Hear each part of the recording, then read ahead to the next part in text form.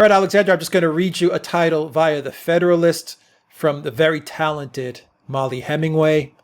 And she's had her pulse on the Russiagate, Ukraine gate hoax from the get-go, a little after us, but from the get-go. Anyway, here's her article from the Federalist. Vindman, not whistleblower, was driving force behind impeachment. New book shows how Lieutenant Colonel Alex Vindman was the real instigator of the Ukraine investigation that formed the pretext for Democrats' impeachment of President Trump. Alexander, she is obviously referring to Byron York's new book, which you will get into. And just on a side note, I don't think we can still say that guy's name, actually. We call him a gossip blower because what he was saying was a lot of gossip. But I still think you can't say his name. Absolutely. If you actually said it, your video would get wiped out. So obviously we can't say who it is, even though everyone knows who it is. But at the end of the day, you know, he was kind of the supporting actor, the main actor in all of this. Turned out to be the proposed defense minister of Ukraine, Lieutenant Colonel Alexander Vindman. Alexander, tell us about Byron York, his book, and his revelations, which I also want to say. I know you're gonna say it. You're gonna make a note of it, but I also want to say we were spot on in our analysis of this entire thing. Everyone that viewed our videos, go back, see them again, and you will see whatever Byron York documents was exactly what we were reporting on many, many months ago. Alexander. Absolutely. Can I just say, I'm currently reading through Byron York's book on Russiagate. It is far and away the best book on Russiagate anyone has written. I mean, Andrew McCarthy has also written. He's a lawyer. He's also written a very interesting book, but it's a very legalistic book, very, very dry. Byron York's book is, wonderfully written. It's an absolute page turner. He's a brilliant journalist. He's very close to the Republicans in Congress, so he's got all that information.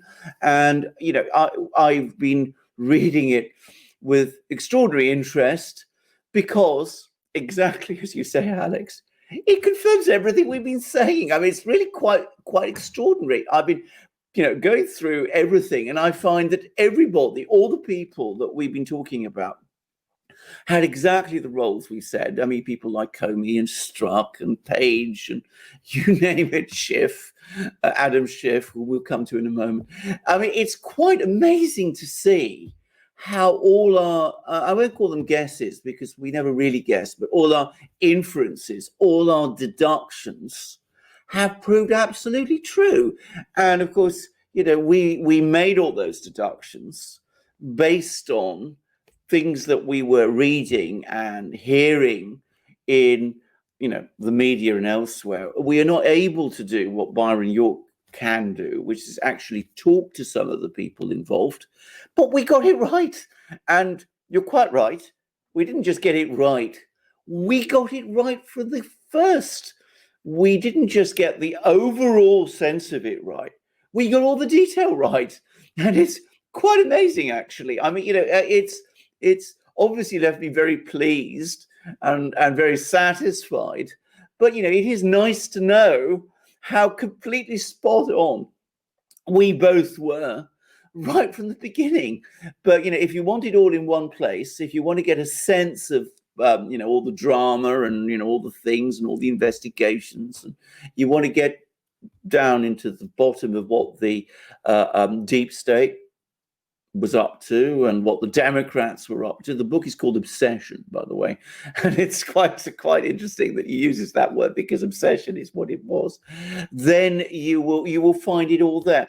One thing that does come across, and perhaps it's more, this is perhaps something that is additional to what we said. It doesn't change any of our findings, but it's about the personality of Donald Trump. He comes across, I'm going to say, as a very likable man. That's not a general view. And someone who likes to be liked. And one of the mistakes he was making, he should have asked us for advice, because one of the mistakes he was making when he came to Washington and he started to deal with people like Comey and all the others was that he thought that if people got to know him and understand what he was really about, and that he was not this, monster that they were all making him out to be, people would understand that and accept him and would even like him. And of course, he came to realize that these terribly sinister and very dangerous people that populate the swamp in Washington, they take no prisoners. They're completely unsentimental. That's not what they're about at all. And he made a lot of mistakes at the beginning because he was basically a nice man. That isn't something you hear people say much about Trump. Very clever man, far clever. I mean, he comes across as a very clever man, but sometimes far too trusting.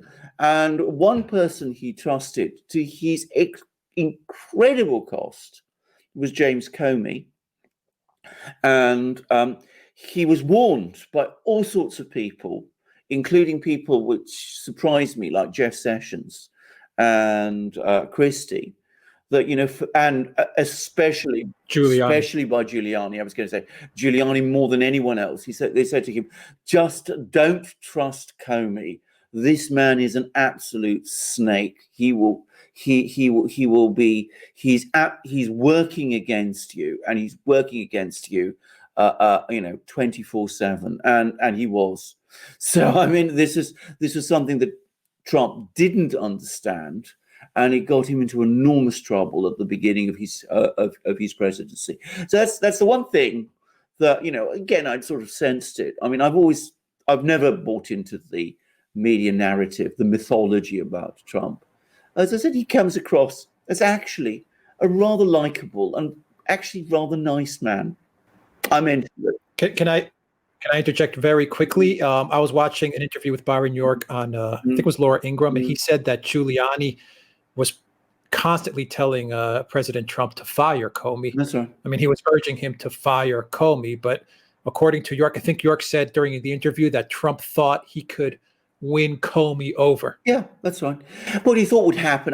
Win him over is not, I think, quite how it comes across to me. What I think he thought he could do, what I think Trump thought he could do, is that he'd meet with Comey, and it becomes so obvious that Trump was not this monster, and it was certainly no kind of Russian asset, and that he wanted to work with Comey, that Comey would understand that, and they'd sort out a good working relationship and team relationship with each other. It's a complete misjudgment, a total mistake. And I mean, it's an interesting fact that, Giuliani, who was far and away the person who was pushing Trump strongest to fire Comey, was, of course, a lawyer, a federal prosecutor, brilliant lawyer. But, notice, both Jeff Sessions, who was also telling Trump, get rid of Comey, and Christie, who was also a federal prosecutor, telling Trump, get rid of Comey. They're all people who worked in the Justice Department bureaucracy at various times. They've all obviously had dealings with Comey in the past, and they knew what a totally duplicitous and incredibly dangerous and deceitful and treacherous snake of a man he actually is. So, I just want to say that, but it proves to me that, being nice in Washington, which is what Trump was, just doesn't get you anywhere. It just lands you with lots of trouble. I don't think Trump makes that mistake anymore. I think by now he's figured out that, you keep your enemies close, and you keep those you think are your friends even closer. And if you're told somebody is not to be trusted, you fire them. That's what you have to do if you're going to succeed. But as the only thing about this book that I mean, I'd sort of sensed it already. I think we both had, but that became even clearer to me is that, what a human being Donald Trump is. A likable human being. Certainly not this, monster that the liberal media make him out to be. I mean, very few people are so unlike the image that has been constructed about them. And by the way, it's that likability and that warmth of personality which we've talked about much in our programs, which explains why he has this extraordinary rapport with people, why when he goes out and he talks to people and he engages with them, he wins them over. Most people respond to Trump. It's the swamp in Washington that doesn't and never will. And now let's get on to Vindman, because he's a classic. He is a classic example of this. I mean, one of the things he said, you're absolutely right, we're not supposed to mention this whistleblower's name, which is remarkable because, in fact, it now become absolutely clear. Byron York explains it. This whistleblower wasn't even important. He wasn't even the whistleblower. He didn't start anything. He wasn't up to anything. I mean, he was just a messenger.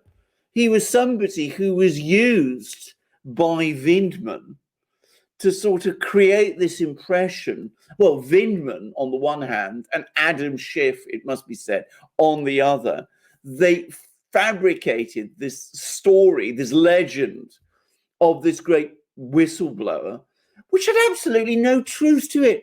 And the interesting thing about Vindman is, of course, the reason Vindman did it is not, I think, because he's any kind of, cares much about domestic politics. He not cares about politics in the United States. He cares about the politics of another country, which is Ukraine. He's obsessed with Ukraine. And he didn't like the fact that Donald Trump was, concerned about things that were happening in Ukraine that impact upon the United States and which might undermine a particular policy that Vindman was promoting in Ukraine. So Vindman's loyalties were not to the United States. They were to Ukraine. It's quite bizarre to see this. But the other thing again, and I'm going to say this one more time, we were right. We actually said right at the time, all you need to do is go back to our videos. We were saying when Vindman appeared on the scene and gave this utterly extraordinary evidence to the House Intelligence Committee, with Adam Schiff, being, the circus manager. This is the man who's behind it all. It's Vindman who has really stirred up Ukraine Gate. And we were right about that too. Now, can I just explain the mechanics about this? Vindman was there. He was the person who was listening to the Trump-Zelensky call. He was the person who complained about the call to various people. He complained about the call to the whistleblower, the famous whistleblower, who was not in on the call. And it was Vindman's very bizarre and completely wrong misrepresentation of the call, which conflicts completely with the record of the published record of the call, which Vindman himself, by the way, accepts it's accurate. This is what's so bizarre about this. It was Vindman's crazy interpretation of that call, which the whistleblower supposedly reproduced, and which Adam Schiff stirred up, and which the Democrats ran with, and which Pelosi made the basis of the whole impeachment. So Vindman is right at the center of this. He tried, he was absolutely, but that's, by the way, what he was clearly up to. He tried to remove from office the President of the United States, not because he was concerned about what the president was doing domestically, but because he was worried that the president's actions might undermine Vindman's own projects in Ukraine, which was the country that Vindman was ultimately loyal to. It's quite extraordinary. It's quite bizarre. It's been, as you correctly say, summarized in the Federalist, in this article in the Federalist. But if you want the details, you can do one of two things. You can read them all in Byron York's book, Obsession, or you can dial back to our old videos and see it on the Duran there. Because at the time, when Vindman was giving his evidence, we were saying it, and it was true. Yeah. At the end of the day, this had to do with international politics and the military-industrial complex in a way. And I want to tie it back to today. So everything that Vindman was doing was for the benefit of Ukraine, because he didn't like the fact that Trump, in general, was moving the U.S. out of all these foreign entanglements that Obama and Bush and Clinton got the U.S. bogged down into. And there might have even been money for Vindman on the back end with Ukraine. Absolutely. Knowing Ukraine, I'm sure there was a payoff somewhere for Vindman. But Trump yesterday said something which absolutely threw me for a loop. And I say it again. Good on Trump. Thank God someone said it. Trump is a non-interventionist peacetime president. We've been saying it for a long time now. Sometimes people look at us and they laugh. He actually, in a speech, called out the military-industrial complex. He says, they don't like me. I think he said they don't love me or they don't like me because I want to pull out, I'm paraphrasing, because I want to pull out of all these foreign entanglements, and they want to bog us down in these entanglements because they want to sell, he said they want to sell their airplanes and their guns and their missiles. That speech is all over the internet. Look it up. I'm paraphrasing it, of course, but Trump said it in a speech. And it ties into what Vindman's major beef was, and probably what a lot of the Democrats' major beef was, and the Washington insiders with Trump, is that this guy's going to come in and he's going to take the money out of our pocket, this military-industrial complex money. And this also ties into, Alexander, the fact that they're setting up this coup scenario, this Red Mirage scenario, and they're trying to recruit the military to be the final say in removing Trump. So a lot of these dots are connected to this Vindman moment. Absolutely. Now, can I just say one thing? I mean, the one point I agree with everything you said, except I would qualify one point. Vindman's loyalty, I mean, it wasn't so much perhaps to Ukraine, it is to a particular faction that gained power in Ukraine and which is completely integrated with the forces that you described in the United States, the military-industrial complex, the neocons, the regime changes at the State Department, the people who want to sell arms, who look for confrontation, who want wars. Those are the people that Vindman is a part of and who he identifies with, their clients, if you like, in Ukraine itself. And I accept he's probably, because he's of Ukrainian descent, he's probably got an ideological aspect to all of this in addition. But what he was worried about, and this is so interesting, if you go back to that record of the Trump, that famous Trump Zelensky call, what Trump was worried about was two things. He was worried about corruption in Ukraine. Corruption, by the way, in Ukraine. And he was also worried about the effect, the way that corruption might have played out in the United States. This is where the Hunter Biden thing comes in. And also Ukraine's role in stirring up Russiagate. This is what, Trump was concerned about. So Trump was concerned with the United States. That's what that call shows. Vindman is not concerned with the United States. He is concerned about, pursuing these massive geopolitical projects, which, as you rightly say, are underpinned by money. Money, by the way, which comes not from Ukraine, it comes from US taxpayers. They're funding all of this. So they're funding the military-industrial complex. They're funding this bloated State Department bureaucracy. They're funding the lobbyists, because it's the money that the taxpayer sends to the military, the military-industrial complex, that ends up going to the Washington lobbyists, the think tanks, all of these things.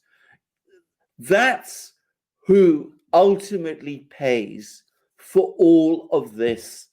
And all that money which goes to Ukraine in aid, we've talked about this many times, via the IMF, comes back to the United States in the pockets of various people And quite possibly one day, Vindman might have thought that he might be one of them. After all, Ukraine had invited him to be its defense minister. So there you go. So that was what he was concerned all about. And you're absolutely right. What Donald Trump wants to do is he says, I don't see what benefit the United States gains from all of this. When I talk about the United States, is what Donald Trump is saying. I don't mean the top people in the military. I don't mean the military industrial complex. I don't mean the neocons and the think tanks and all those things. I mean the soldiers who serve in the military, who have to expend their blood fighting all these wars. I mean the taxpayers who are paying for all these wars and all these great geopolitical projects. I don't see what those people gain from all of this. And I want to stop it, because all that's happening is that in the case of the military, the soldiers in the military, they're giving their blood. And in the case of the taxpayers, they're giving their treasure to wage these strategies from which some people benefit to an extraordinary degree financially, but which in the end, for the people, including the people who serve in the military in the United States, they gain nothing from it at all. And that is what the deep state, the Democrats, the think tanks, the people in the media, the bloated people in the State Department, the people in the security services, the CIA, that's what they can't stomach. That's what they can't forgive. That's why they're working against Donald Trump all the time. And that was what both Russiagate and Ukrainegate were all about. And Vindman gave it all away in that extraordinary testimony he gave to the House Intelligence Committee, in which he talked about the fact that Trump was going against the interagency, this nebulous, amorphous, unconstitutional entity, which, of course, in Vindman's mind, brings together all those things that Trump, on behalf of the American people, is opposing. So this is what it's all about. And can I just say again, you may disagree with Donald Trump on many things. You might not like some of his economic policies. You might think that, he's cut taxes on rich people too far, that, he's some of his policies on certain things you don't agree with. Ultimately, I don't see this is what ultimately matters in November, because the overarching issue is, do you want a president who cares about the American people, who cares about the people of the United States, or do you want the interagency, Vindman's interagency, to win? Bear in mind that the interagency exists outside politics and is not accountable to the people in an election, is not recognized by the Constitution of the United States, and is ultimately opposed to the Constitution of the United States. That, for me, is the real struggle that is being played out today. So that is what people should vote around. You can find it all set out, as I said, brilliantly by R-N.Y in his book, but you'll find it even better set out, and that's more vividly, because we were reporting on it at the time as it was happening. We were providing our commentary in our videos that we did for the Duran. And it's bizarre. We don't know, we're not allowed to speak the name of the whistleblower because he wasn't a whistleblower. He wasn't even a gossip blower. He was just a messenger. He was just a glove puppet of other people. He was completely unimportant in the whole thing. Incredible. An incredible story with so much relevance as to what's happening now, 2 months away. Absolutely. Before the election. Absolutely. It really is. And on your point, Alexander, I'm already hearing a lot of noise from the Biden camp with regards to Syria, and it's very troubling. Absolutely. They want to go to war. They want to go to war with Syria. They're aching for war. They're aching for war with Syria. They're aching for war in all sorts of places. And of course, as you rightly said, and I should have mentioned this also, we have all these bizarre bizarre narratives that have been circulated. Not narratives, I mean schemes, plots, documented, recorded things to overturn the election result in November, involving bringing in the military as well. Unbelievable stuff. Now, can I just say, by the way, I mean, and it comes back to the point you were making, I predict that if anybody does that, plays those kind of lunatic things, the American people won't accept it. And the American people includes many of the people who serve in the military also. So these are very dangerous ideas. For the sake of the United States, they should be put to one side. I don't trust the people who are hatching them to put them to one side. And that is another reason why it's important to use your vote properly in November. Well said. Alexander Mercouris, thank you very much, guys. If you like this video, click on that subscribe button to get notifications. And what else? And notifications about videos and live streams as well. Sometimes YouTube sends us notifications. Sometimes they don't. But either way, click on that subscribe button. It really helps out a lot. And go to PayPal, Patreon, and Subscribe Star. Please send us a donation. That also helps us out a lot so we can report the news to you. And please go to the Duran shop. I've got a USA mug. Pick up some merchandise. That helps out this channel. Here's my USA Magic mug. And I'm wearing a Canada shirt. And here is mine, by the way. You can see that it's my default mug.